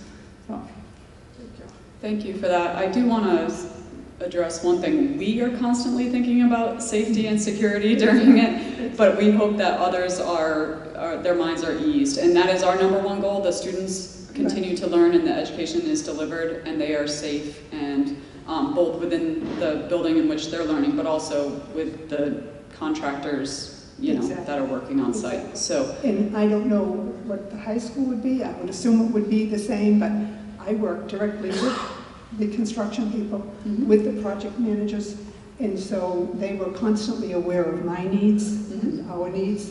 And Jim spoke to that. Assume that that's what happens. Yeah, Jim spoke to that a little bit as far as, who we meet with. There will be a long list of people that are meeting with us and expressing concerns, and we're addressing them in our phasing. So. It's typical that we have the principal and the vice principal, student resource officer, as well as fire department. We've had them attend our weekly project meetings for the duration of the project, so not to mention the daily interaction. The school administration typically attends our project meetings. Another issue I'd just like to, it's not really, but when someone mentioned earlier about the media center and what we would formally call the library, because now the library at UMass Lowell is really the learning center. Right. I don't know how much consideration. I think you mentioned briefly that maybe the public library would also be, that you would think about the fact that that's there. And I don't know how many people realize, but I'm also a trustee at the public library, and they recently put in gate counts in the library, gates for security reasons. The gates also count the people in and out of the library. And on any given day at the library, the highest gate count is from 3 o'clock to 5. And when I questioned the library director about exactly who is that, and she said, actually, it's the students. And when I asked about what do they do in the library, it was they study. It's not necessarily that they're taking out books. They study, they use the computers, and in fact, they come back in the evening with their parents to use the computers, because a lot of our students in the downtown area don't have that access at home. I was just going to say that serves that purpose. We're aware of that, and from a design standpoint, both the cafeteria and the media center need to be extended hours, accessible to the community for that reason, both from a being fed and free and reduced lunch standpoint, but also access to the internet and or resources for studies. So we are absolutely aware, and part of that doesn't mean that design is not final. So we don't know that if there's going to be a public piece and a non-public piece of the media center. We just floated the idea of possibly breaking it down, because as you say, libraries have changed a lot, and they continue to change, and volume counts go down, and it's more about a resource. Well, I think it's also important to mention the fact that because the public library is right there, the city perhaps is saving money in the sense of using that building in that way, because the school building doesn't then have to be as concerned about a book collection, which is another enormous expense. Trust me, I know, because in having to curate books and care for them, there's a huge expense involved. If you separate the media center and the learning center, and it becomes the learning center, you can then put your books off-site and still have that access for both. Yes. Thank you. Thank you.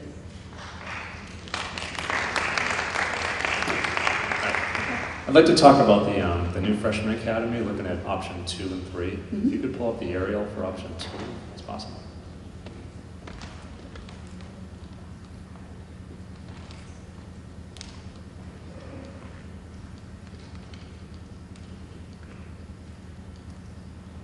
All right, so with option 2, the freshman academy is built right up to the sidewalk. Yes. Right? And there's a small courtyard there. If you could pull up option 3 now. You're testing my clicking skills today. I'm kidding. Sorry. Nope, you're fine. Just so people have a visual. When we go to the final. So now the freshman Yes. academy is pushed back into that buffer, and now we have the courtyard, which is great. Yes. I'm wondering, why don't we, on option 3, push the freshman academy back to the sidewalk, which I think will be better for the public realm because it puts an active edge on the sidewalk, and then increase the size of the courtyard. Is that Yep. possible? I think I alluded to it earlier, and that's still in play. When I got to the massing, I indicated that there was a little bit more buffer in this particular option. We absolutely are looking at an option that, you know, if this is to move forward, that where that actual building is may change. And for that reason, we could give more to the courtyard, you know, really define the city street. There was a time in which our landscape architect thought it might be helpful to have a bus pull off of Father Morset rather than blocking a lane there. I don't know if that's helpful or not, but she thought it could be for the athletics buses that go up to Collie every afternoon, so and other fields. So we're still looking at that, and that is something that we're aware of and we'll continue to look at. Thank you. My first question is, can you tell me the ratio in option 3 of new construction versus renovated space? Good question. Let's see if I can do some math here. We have 6. It tells us. You said option 3? Yes. 440 versus 192. So it's almost two-thirds. Two-thirds, okay. I've been following this project for quite a while. I also attended the visioning sessions. I did look at the first response after submittal from the MSBA, and it was not favorable that we kept 3,700 square feet for our substantially separate special needs students, and I did not see the city's response. So in option 3, is that 3,700 square feet still there for substantially separate special education students? I don't know the answer to that. I do know that, are you talking 3,700 or 37,000? It could be 37,000. I know that this, like the life skills Yep, the students. special ed spaces add up to, again, don't quote me, I don't have the numbers in front of me, about 36,000 and change. So I didn't know if that was your question about what the actual space was. What they do, the MSBA typically, when we go through their space template versus what the needs are, it's up to the educators to give their explanation of what the spaces are needed for and defend it, but that's often a place where the MSBA recognizes that every community is different and the spaces are unique to the education being delivered. That doesn't mean they don't agree with it. They may question what it is used for, but there are responses to the PDP, so we can get those. I would love to see that. Because it was not favored by the MSBA to keep those students in the basement at the time. I don't think it's, if it's about where the location is, then that can all be worked through. So we have met multiple times with the special ed, I think she's a director, and we continue to speak to her about what's important to those spaces, where they are, what are they next to, what are they not next to, all of these things become important, and what's important to the DESE is that they're distributed. So, while you don't want to have a whole wing of special ed students, you also don't want to have a whole wing without special ed students. So it's important to balance that, and as we refine the design, we balance all of the needs of the students as well as the educators, and then distribute them throughout. That gets approved locally, and then sent to the DESE for their approval. And the MSBA leans on the DESE to say, yes, that's okay. So just so you know the process a little bit, just because we identify something as a special ed space right now, doesn't mean that moving forward that couldn't change, because we continue to refine as we meet with the educators. So those students would have access to their peers? Yes, okay. Absolutely. Okay. Yes. And then do you find in the downtown option, the space was more a vertical layout as opposed to the Collie option? Because in the Collie option, I did see wings where you could have 6 to 8 classrooms with the adjacent space, 2 SPED, and 1 ELL classroom, and they would be able to access their peers. How does that look in the downtown option? I think we took our best stab at it. Recently met with the special ed director, and nothing has yet been changed, and I'm recognizing that a decision will be made, and then we'll go through refinements. But in all of the options, all of the students will have access to their peers and adjacencies as required. So to some degree, some of those spaces now become placeholders to recognize the spaces needed, and then as the design gets refined, we update it and improve upon it to get us to our final design. So if you're looking at a life skills class as it's labeled, that doesn't mean that it's not going to be next to another life skills class if it's not currently. We're going to work with the director to determine what's needed. Okay.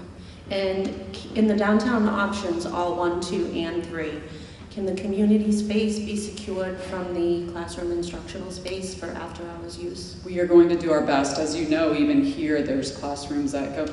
We have to work with lockdown situations as it relates to education, but then also fire doors and separation as far as code and safety are concerned, life safety, but we will do our best. We're confined, but both with the media center, if it goes up in Colburn Hall, the auditorium, also the main entry, the media center over there, the cafeteria, everything will be available to the community, and as best we can, we'll have the ability to lock off the classroom spaces. And one more question.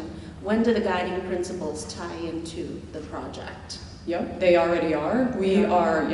I can walk you through some of those if you want. Welcoming space, naturally lit space, flexible spaces. All of these are values and principles that were decided at an early visioning session that I believe you said you went to, and we continue to review with the ELT group that we meet with every other week. We are aiming to meet all of those visioning principles and that develops guidelines all the way throughout. At the end of the project, we hope to be successful and meet as many of those as possible.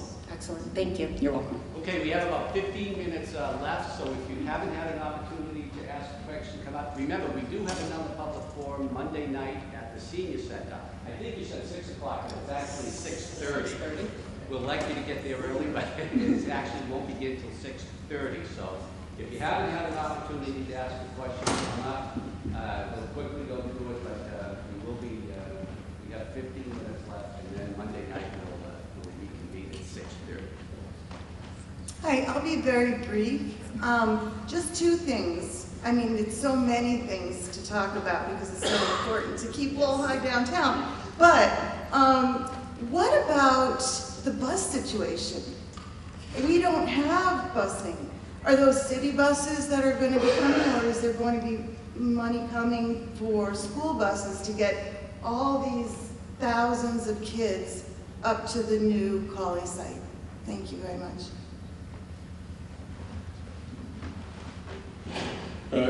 Yes, regarding the bus situation, there's actually a law in Massachusetts that the public transit, the LRTA, cannot compete with the private school busing. So up at Colley, the LRTA would not be able to provide the busing to Colley. They have one route which exists right now, the Tewksbury line, and they have a Belvedere line. If you wanted to ride those buses to get to Colley, that'd be fine, but the LRTA cannot create additional routes to compete with a private bus company, and there's laws for some reason. Downtown, it's different because all the LRTA buses come downtown anyway, so that's not a competition. That's my understanding from the school department. So at Colley, it would be the yellow buses. It'd be 46 yellow buses. Downtown, right now they come, with the LRTA buses. Good morning. I'm a member of the Lowell High's recently graduated class. I wanted to take a moment just to thank all the experts for spending their Saturday moment with us today. I believe my question perhaps isn't best suited to you, but instead maybe the city officials.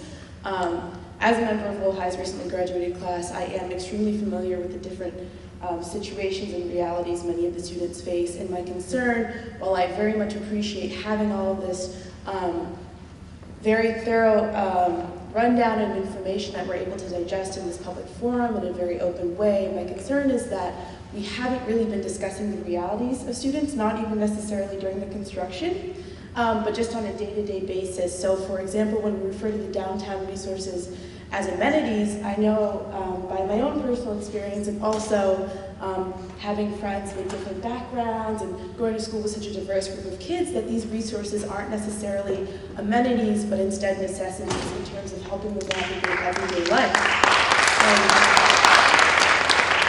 And so as the city councilors vote with regard to which option they believe is best for Lowell and best for their kids, and of course we all have our own personal views on that, I fear that this information is objective and very dry, which of course is important, but it's not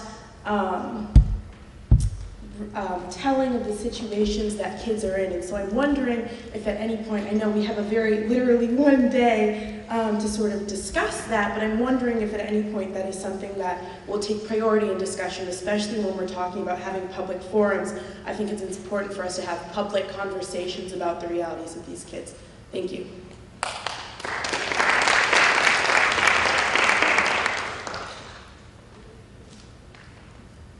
I'm sorry, so no one is going to then address that. I'm sorry, I wasn't.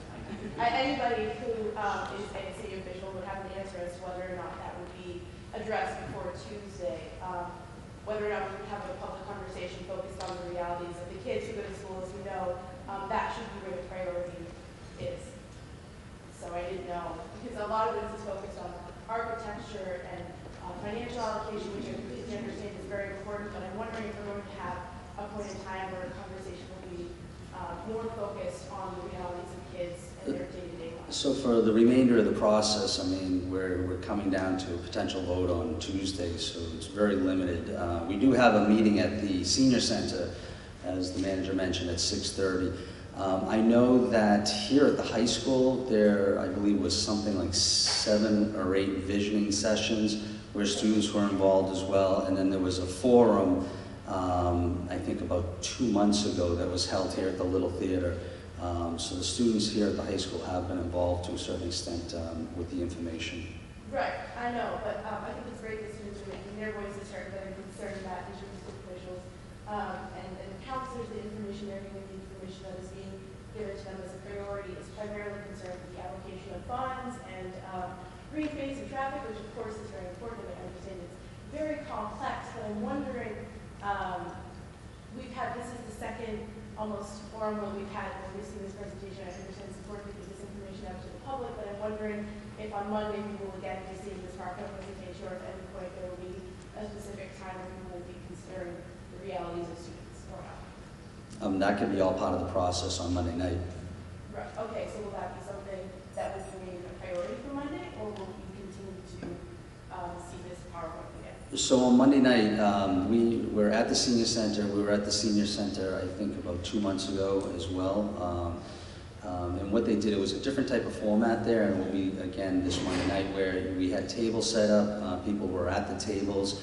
The presentation happened, and then a facilitator from Mass Lowell, the tables, they talked amongst themselves, developed the questions, and then asked the architectural and design team the questions. So, you know, if students are in attendance and they want to bring up issues, those will be addressed at the forum as well. Or if there are other questions that, even though they may not be students, if they want to ask questions that could relate to students, I mean, those will be addressed as well.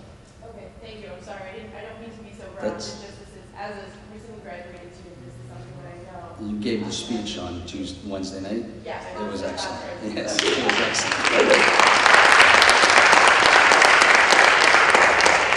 I just have a very quick question for Nick, and that is about Village Street. My name is Sharon King, by the way. Yes, ma'am. I'm very familiar with that street, and I'm wondering, do you know already that that is wide enough for the buses to go down and make their turn around? It seems very narrow to me, that's why I'm asking the question. It is a little bit narrow. I think the plan is to have the buses go up to the high school, turn around like in the parking lot, so it's not like turning around right on Village. Right. But that's something we'll look at once, okay. But like we mentioned, the city owns all that land to the other side, so if Village Street itself needs to be widened, we'd be doing it towards the city-owned property, not towards Holy Ghost. Okay.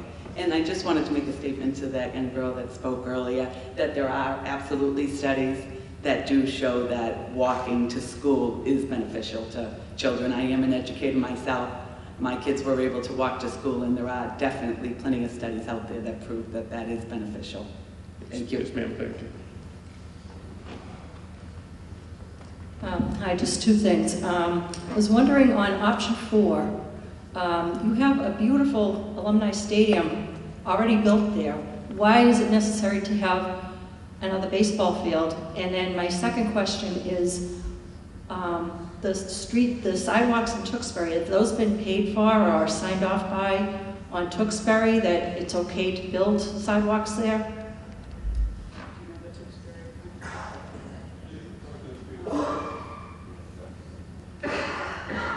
There's two parts to, I want to go back and look real quick, but we talked option 4. That's Yeah, actually a there's softball field? No, alumni field right in front of Roger Street and along Village Street, yes. Yes, that's baseball. Okay. This is softball. That's a softball. Softball and field hockey. And it was, as per Article 97, we needed to replicate 2 fields on site, so it was decided softball and field hockey. So that is not a duplication of baseball. It's a softball field for the girls. Okay. Okay. As far as sidewalks on Clark Road in Tewksbury, we would have to go, we would have to work with the town of Tewksbury to coordinate all that, and, you know, obviously, you know, those are impacts in their town, and you know, we have to, you know, again, we haven't chosen an option yet, so it's a little bit too early to start making the signs and filing for permits. So once an option is chosen, we will do everything necessary to carry it out. How can you pick the option before you decide, like before you know if it's going to be okay for sidewalks to be put in or not? I don't understand that.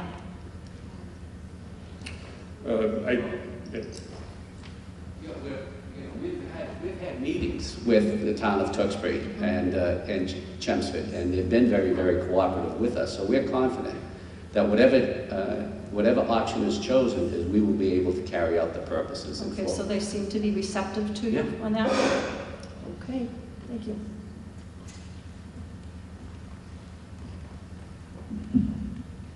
This is always so awkward taking it. I never know how loud to talk. Sorry. So thanks for coming. I have a couple of questions. One is related to, I know there are some studies that discuss the importance of green space and more specifically level of oxygen as opposed to CO2 on children's ability to learn and related to test scores. Do you have any information about that? Or have you read anything like that? Does that, if you were to say that plays a part in that arguably our students would perform better in a space that had access to more oxygen, trees, green space, etc.? Myself that I'm not exactly comfortable speaking to a study that I haven't read. You know, again, we talked about the importance of physical fitness, and obviously air is important as well. And as it relates to the building, I can speak to it, but as it relates to study and nature and oxygen and CO2, I'm not comfortable answering that, but within the building, I can speak How to about it. the perspective of level of activity with children? I agree that the kids have to be at the center of this discussion because they are going to be the ones that are most impacted by this, not necessarily people impacted by traffic, as I'm one of them as well. I live a quarter of a mile, a half a mile from this proposed site.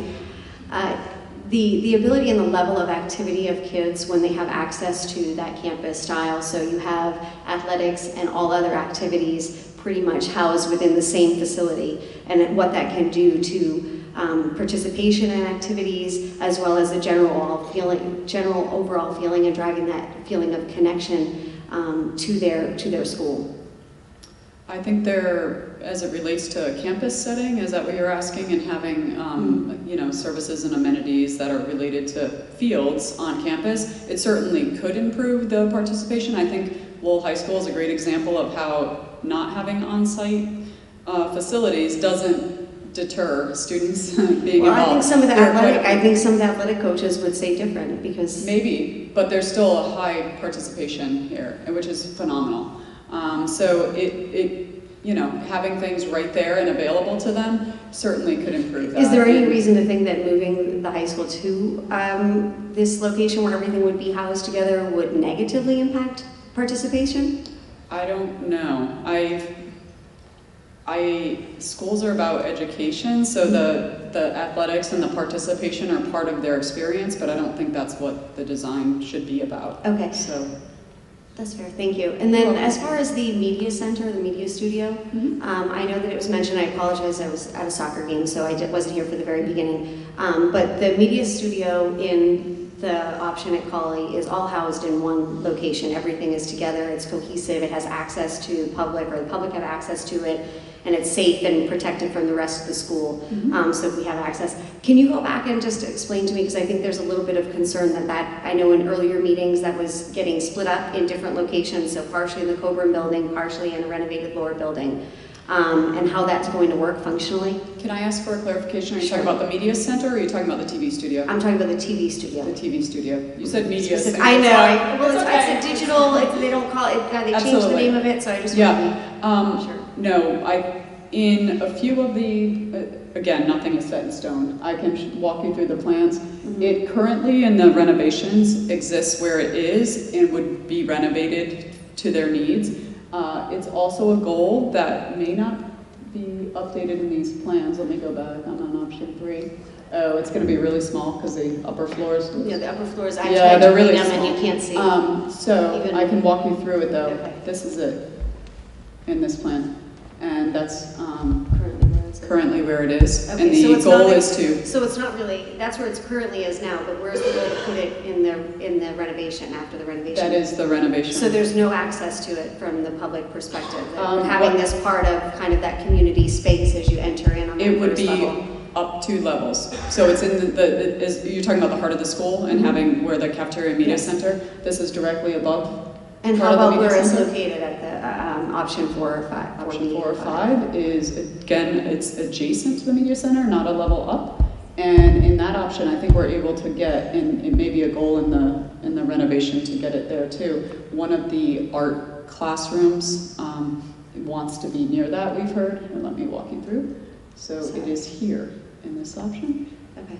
And so and that's right above that this open is the media space. center, Is that and like this is, yep, 1 floor up so right from there. here. And there would be, what's not graphically shown here, there would be a big open welcoming stair, and the second floor is visible. So it's at a highly visible space in the new building, as opposed to.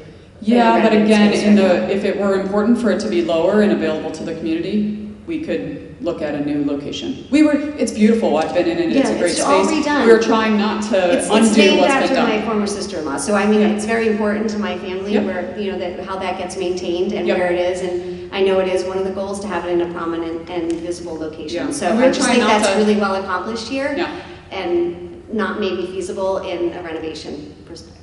So anyway, I know. Cafeteria is very important. Okay, one more question, please. You have a question? I do. If you could pull up the option 3, I guess it's probably. Yep. So, and it's kind of appropriate. The floor plan or the site plan? The site plan. Site. So, and then this issue, I think, has really been a shell game, to be honest. And I really, despite being at all these meetings and reading everything, still do not understand what the plan is for where the modulars will go, where the staging location will be, where it will all exist all at one time on this site. We just keep saying it's all going to get figured out. So at the Colley site, we figured out exactly the number of buses and exactly the number of feet we need. Yet somehow we are just not getting a clear answer on where these are all going to fit. And There's no modulars on this option. The construction modulars, the staging, all of that. Where is it going to go? Jim, would you? In addition to the PE facilities and all of that, it all just sort of gets thrown out into that atmosphere. There's no hard drawings of any of it. I can speak to, in the full renovation in the temporary gym, that is in the triangular space outside of the AYOT garage. This isn't the option, but it would be here. As far as the 20 additional modulars. So that's the plan, that's set in stone, that's where that would go?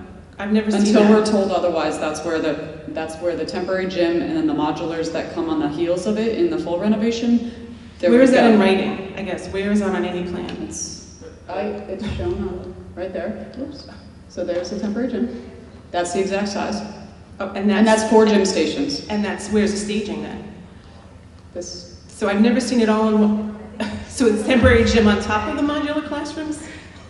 No, it's a different phase. Oh, okay. So where's the staging? Are you talking construction staging? I'm talking construction Yes, construction, staging, and all the stuff that you will need to actually do the work and do this and have school. It never seems to appear on the same map at the same time, with all due respect. It changes by phase, and that I'm not negating, but as you see, it goes from a gym to classrooms in 2 different phases. Now that I'm only speaking to the educational pieces, that's all that I can speak to. I will say that in this, you can see it over here, this is TBD. This is to be determined. There are 20 additional, in addition to these 12, right, but that where need is to that go going? sleep. Yeah, where? That's the question. We Where? haven't been told. But isn't it will be somewhere downtown. Somewhere downtown? So I don't own property downtown. I can't put them. I don't Without due respect, have a how is it location. okay to have 20 modular classrooms floating around and we're worrying about exactly the number of buses making turns on Douglas Street? I mean, I don't understand why it's not this thing, why this isn't cemented in stone. That's a huge issue. I can't speak to that.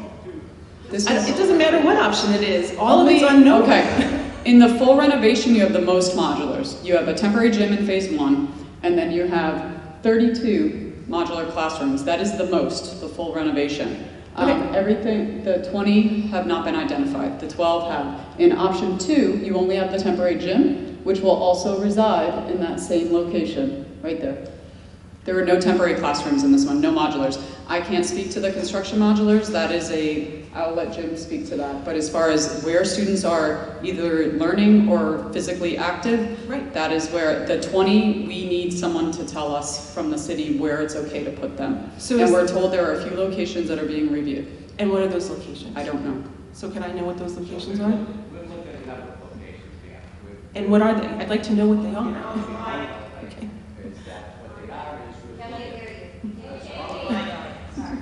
We've looked at the top of the Ayotte Garage as a possible spot. We've looked at Kirk Street as a possible spot. Wait, the whole street of Kirk Street? Well, no, I'm not saying the whole street. I'm just saying we're looking. It's a very tight footprint. I agree with you 100%. Exactly. And that's one of the issues. That's one of the issues with the option. Okay, so those 2 issues, I think I would question the feasibility. So then, what are the other options? Well, I'm just saying we're still looking for those. So I guess I don't understand if people are worried about knowing whether, Article 97 is going to be removed, whether this is a real viable option. To me, I think there's a very good chance that you cannot fit 20 modular classrooms downtown. And so those options are actually truly not viable. And so until we actually see proof that you can actually put them there and have the city function, I don't know how you evaluate these fairly. Okay, that's good. So thank you. One more question, sir, very quick. Good morning. Thank you for your time. Appreciate it. I'm a security guard at the high school currently. I've had 2 children graduate, one just recently, last week. I'd like to applaud my fellow employee, the nurse back there. I have very, very deep concerns about safety. The school right now they've done a pretty good job, but it's a logistical nightmare. You've got some elements downtown, you have living waters, you have people around the school currently that I feel jeopardize the safety of the students on any given day. They've done a good job with the doors. I'm not sure if you're familiar with the doors Mr. Martin had put in. They are doing a good job there. But as far as the construction goes, I have grave concerns. I think I'm in charge of keeping your kids safe. I don't believe that is a safe environment from a safety and security point. And as far as the medical as well, I've responded to some of those things. I've seen those nurses, and trying to get up and down and around the school as currently as it is very difficult. And I can only imagine what it would be like under a renovation. I don't think we would know exactly where we're going or how we're going to get there. And I would hate to have to tell the parent what happened. Thank you for your time. 6:30 Monday night at the Senior Center. It's right over the old city barn. It's right by